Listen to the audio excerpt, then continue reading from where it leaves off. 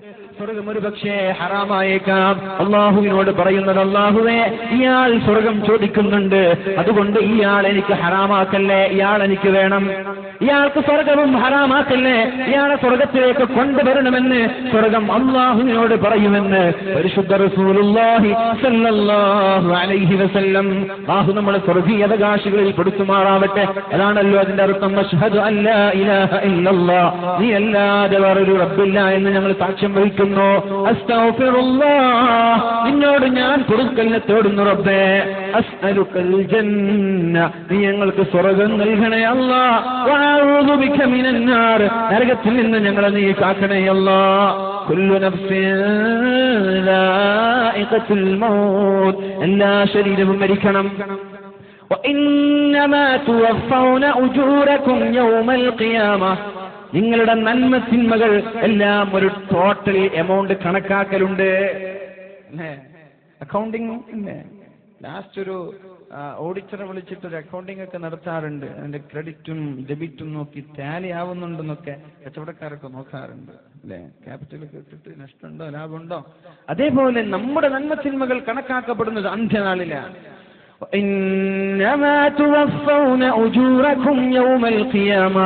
അന്ത്യനാളിലാണ് നമ്മുടെ നന്മ തിന്മകൾ കണക്കാക്കപ്പെടുന്നത്. അവസാനത്തെ കണക്ക്,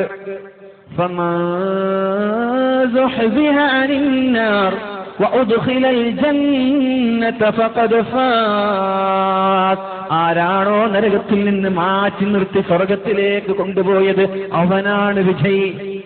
എല്ലാവരും മുസ്ലിങ്ങൾ, ലാ ഇലാഹ ഇല്ലല്ലാഹ് മുഹമ്മദുർ റസൂലുള്ളാഹ് എന്നുച്ചരിച്ച് എല്ലാവരും മുസ്ലിങ്ങളാണ്.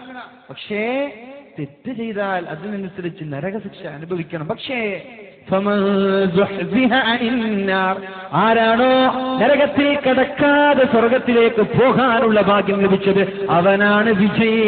ഫഖദ് ഫാസ്. അല്ലാഹുവേ, ആ വിജയികളിൽ ഞങ്ങളെ പെടുത്തണേ അല്ലാഹ്. അല്ലാഹുവേ, ഞങ്ങളുടെ മാതാപിതാക്കളെ നീ പെടുത്തണേ റബ്ബേ. നമ്മൾ ചർച്ച ചെയ്ത് വരുന്നത് അല്ലാഹുവിന്റെ മാലാഖമാർ സഞ്ചരിച്ചു കൊണ്ടിരിക്കുന്ന ഒരുപാട് മാലാഖമാരുണ്ട് പടച്ച റബ്ബിന് അല്ലേ. അവരിങ്ങനെ സദസ്സ് കാണുമ്പോ ഹലുമു നിങ്ങൾ ഇങ്ങോട്ട് വാ, ഇവിടെയുണ്ട് ദിക്ർ ചെല്ലുന്നവർ, ഇവിടെയുണ്ട് തസ്ബീഹ് ചെല്ലുന്നവർ, ഇവിടെയുണ്ട് ഇസ്തിഗ്ഫാർ ചെല്ലുന്നവർ. അവർക്കിതൊക്കെ കാണാൻ സന്തോഷമാണ്. എന്നിട്ട് പൊതിഞ്ഞു ഫഹസത്തുഹുൽ മലായിക, അവരിങ്ങനെ പൊതിഞ്ഞു നിൽക്കുകയാണ്. എന്നിട്ട് അള്ളാഹുവിന്റെ കോടതിയിൽ പോയി അള്ളാഹുവിന്റെ ഒന്നാമത്തെ ചോദ്യം, കൈഫ തറക്തും ഇബാദി, എന്റെ അടിമ എന്ത് ചെയ്യാൻ. രണ്ടാമത്തെ ചോദ്യം, എന്ത് ചെയ്യുന്നു, തസ്ബീഹ് ചെല്ലുന്നു. വഹൽ റഔനി, അവരെന്നെ കണ്ടിട്ടുണ്ടോ. ഇല്ല റബ്ബേ, എന്നെ കാണാതെ എനിക്ക് വേണ്ടി ആരാധിക്കുകയോ. മാഷാ അല്ലാഹ്. പിന്നെ അടുത്ത ചോദ്യം എന്താണ് അവർക്ക് വേണ്ടത്, എന്താണ് അവർ ചോദിക്കുന്നത്. അല്ലാഹുവിനോട് മലക്കുകൾ പറയും, യസ്അലൂനകൽ ജന്ന, റബ്ബേ, എന്നോട് അവർ ചോദിക്കുന്നത് സ്വർഗ്ഗമാണ്. അല്ലാഹു സ്വർഗ്ഗം നൽകട്ടെ. അല്ലാഹു ചോദിക്കും, വഹൽ റഔഹാ, അവർ സ്വർഗ്ഗം കണ്ടിട്ടുണ്ടോ. ഇന്നെല്ലാവരും സ്വർഗ്ഗമൊക്കെ കണ്ടിട്ടുണ്ടെന്ന് എനിക്ക് തോന്നുന്നത്. യൂട്യൂബിൽ നരകമുണ്ട്, സ്വർഗ്ഗമുണ്ട്. നിങ്ങൾ കണ്ടോ? യൂട്യൂബിൽ നരകമുണ്ട്, സ്വർഗ്ഗമുണ്ട്. അതൊക്കെ ആനിമേഷനാണ്. അതൊന്നല്ല അവിടെ കാണിക്കുന്നതൊന്നല്ല. ഈ സ്വർഗ്ഗം നരകം എന്നൊക്കെ പറഞ്ഞ നമ്മുടെ തീന്റെ 69 ഇരട്ടിയല്ലേ, 70 ഭാഗമാക്കി അതിന്റെ ഒരു ഭാഗം ഇവിടെ ഉള്ളൂ, ബാക്കിയൊക്കെ അവിടെയാണ്. അപ്പൊ ഈ കാണുന്നതൊന്നുമല്ല, വലുത് കാണാൻ പോവാണ്. അല്ലാഹു രക്ഷപ്പെടുത്തട്ടെ. വഹൽ റഔഹാ, അവർ സ്വർഗ്ഗം കണ്ടിട്ടുണ്ടോ. ഇല്ല റബ്ബേ, സ്വർഗ്ഗം കാണാതെ സ്വർഗ്ഗത്തെ കുറിച്ച് ചോദിക്കുകയോ. അവരെങ്ങാനും സ്വർഗ്ഗം കണ്ടിരുന്നുവെങ്കിൽ എന്ത് ചെയ്യുമായിരുന്നു. അടുത്ത ചോദ്യം, എന്തിൽ നിന്നാണ് അവർ അഭയം തേടുന്നത്. അല്ലാഹുവേ, നരകത്തിൽ നിന്ന് കാവൽ ചോദിക്കുന്നുണ്ട്, നരകം തരില്ലേ എന്ന് ചോദിക്കുന്നുണ്ട്. അവർ നരകത്തെ കണ്ടിട്ടുണ്ടോ. മലക്കുകൾ പറയുന്നില്ല റബ്ബേ, നരകം അവർ കണ്ടിട്ടില്ല.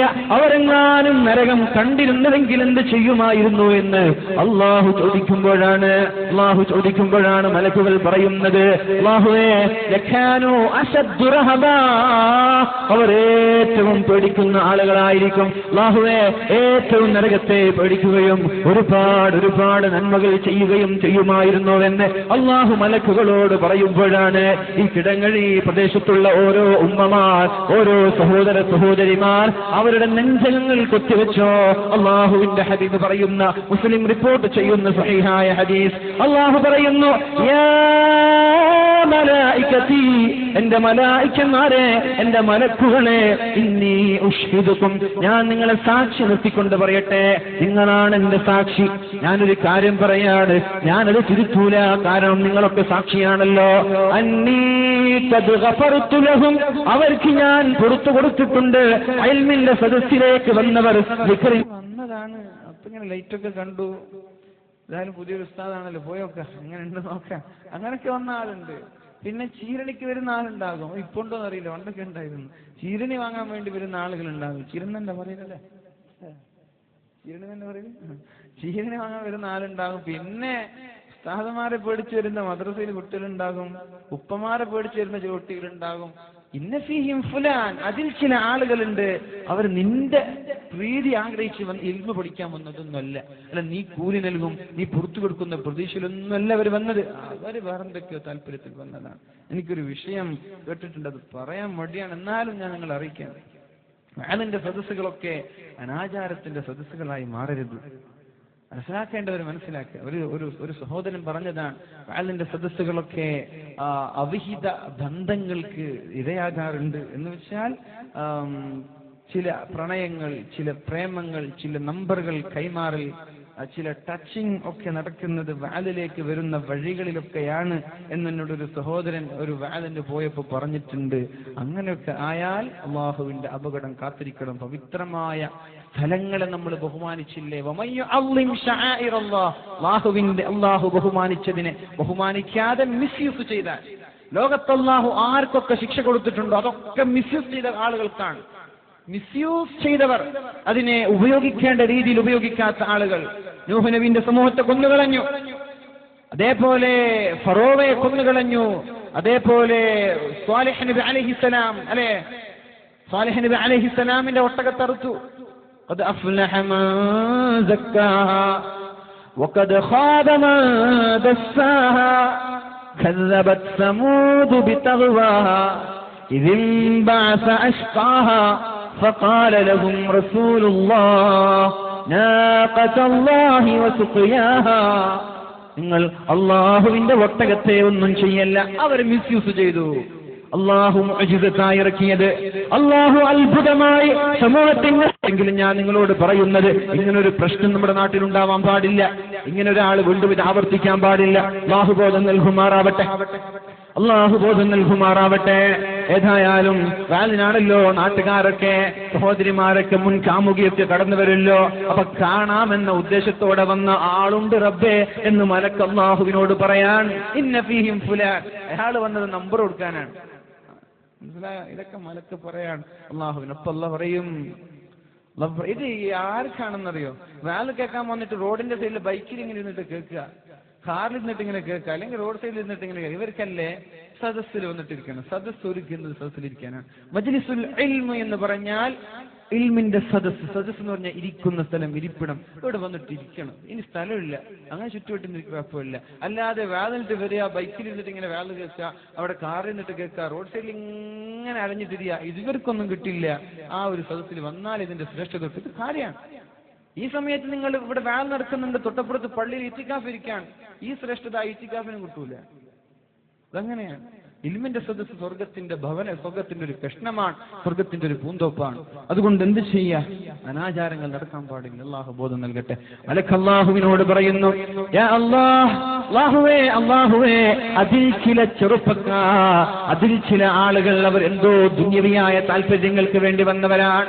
അല്ലാഹുവിന്റെ ഹബീബ് പറഞ്ഞല്ലോ, അല്ലാഹുവിന്റെ ഹബീബ് പറഞ്ഞല്ലോ, ഇന്നമൽ അഅമാലു ബിന്നിയ്യാത്ത്, അമലുകൾ അല്ലാഹു സ്വീകരിക്കപ്പെടുന്നത് നിയ്യത്തുകൾ കൊണ്ട് മാത്രമാണ്. അല്ലെ, എല്ലാ അമലും സ്വീകരിക്കുന്നത് നിയ്യത്ത് കൊണ്ടാണ്. പക്ഷെ നിയ്യത്ത് പോലും ഇല്ലാത്ത സ്വീകരിക്കുന്ന അമലാണ് നമ്മുടെ ഈ അമല്. നിയ്യത്ത് പോലും വേണ്ടെന്നാണ്. പക്ഷെ ഞാൻ പറഞ്ഞു, ആ ഒരു നിയ്യത്തില്ലാതെ വന്നിട്ട് എവിടെ ഇരുന്നിട്ട് ഗുണമില്ല, സദസ്സിലിരിക്കണം. ഒരു നിയ്യത്തില്ലാതെ അള്ളാഹു പ്രതിഫലം നൽകുന്ന സദസ്സിലാണ്. ഒരു അമലും നിയ്യത്തില്ലാതെ അള്ളാഹു സ്വീകരിക്കില്ല. ഇന്നമൽ അഅമാലു ബിന്നിയ്യാത്ത്, അമലുകൾ അള്ളാഹു സ്വീകരിക്കുന്നത് നിയ്യത്തുകൾ കൊണ്ട് മാത്രമാണെന്ന് മുഹമ്മദുർ റസൂലുള്ളാഹി സ്വല്ലല്ലാഹു അലൈഹി വസല്ലം. ഫമൻ കാനത് ഹിജ്റതുഹു ഇലല്ലാഹി വറസൂലിഹി. അവിടെയുണ്ടായി കുഴപ്പങ്ങൾ. ഒരാൾ ഹിജ്റ ചെയ്തത് അള്ളാഹുവിന്റെയും ഹബീബിന്റെയും പ്രീതി ആഗ്രഹിച്ചിട്ടാണെങ്കിൽ അവർക്ക് അള്ളാഹു പ്രതിഫലം നൽകും. ഇനി ഒരു പെണ്ണിനെ വിവാഹം കഴിക്കാൻ ഒരു പെണ്ണുമായി പ്രപ്പോസൽ നടത്താൻ വേണ്ടിയാണോ ആരെങ്കിലും ഹിജ്റ പോയത്? അങ്ങനെ ഒരാൾ ഹിജ്റക്ക് പോയിരുന്നു എന്നാ. അങ്ങനെ പോയാൽ എന്തിനാണോ അവൻ ഹിജ്റ പോയത് അതേ അവന് ലഭിക്കുകയുള്ളൂ എന്ന് മുഹമ്മദുർ റസൂലുള്ളാഹി സ്വല്ലല്ലാഹു അലൈഹി വസല്ലം എല്ലാ നന്മകൾക്കും നിയ്യത്ത് വേണമെന്ന് പറഞ്ഞ അള്ളാഹുവിന്റെ ഹബീബ് ഈ ഹദീസിൽ പറയുന്നത്, അള്ളാഹുവിന്റെ മലക്കുകൾ പറയുന്നു, അതിൽ ചില ആളുകൾ അവരുടെ നിയ്യത്ത് സംശുദ്ധമല്ല നബി അള്ളാഹുവേ, അവിടെ മറ്റെന്തോ താല്പര്യവുമായി വന്നതാണെന്ന് പറയുമ്പോ അള്ളാഹു പറയുന്നു, ഹുമുൽ ഖൗമു ലാ യസ്ഖാ ജലീസുഹും, അവിടെ ഇരുന്ന ഒരാളും പരാജയപ്പെടില്ല. ജലീസുഹും, അവിടെ ഇരുന്ന ഒരാളും പരാജയപ്പെടില്ല. റോഡിന്റെ സൈഡുകളിൽ നിന്ന് കേൾക്കുന്ന ആളുകളെ കുറിച്ചല്ല വന്നത്, ഇൽമിന്റെ മജ്ലിസാണല്ലോ. അള്ളാഹു സ്വീകരിക്കുന്ന അള്ളാഹുവിന് ഇഷ്ടമുള്ള സ്വർഗത്തിലേക്ക് അടുക്കാനുള്ള ഒരു അവസരമാണിത്. അള്ളാഹു സ്വീകരിക്കുകയും നരകത്തിൽ നിന്ന് നമ്മെ എല്ലാവരെയും അള്ളാഹു രക്ഷപ്പെടുത്തും.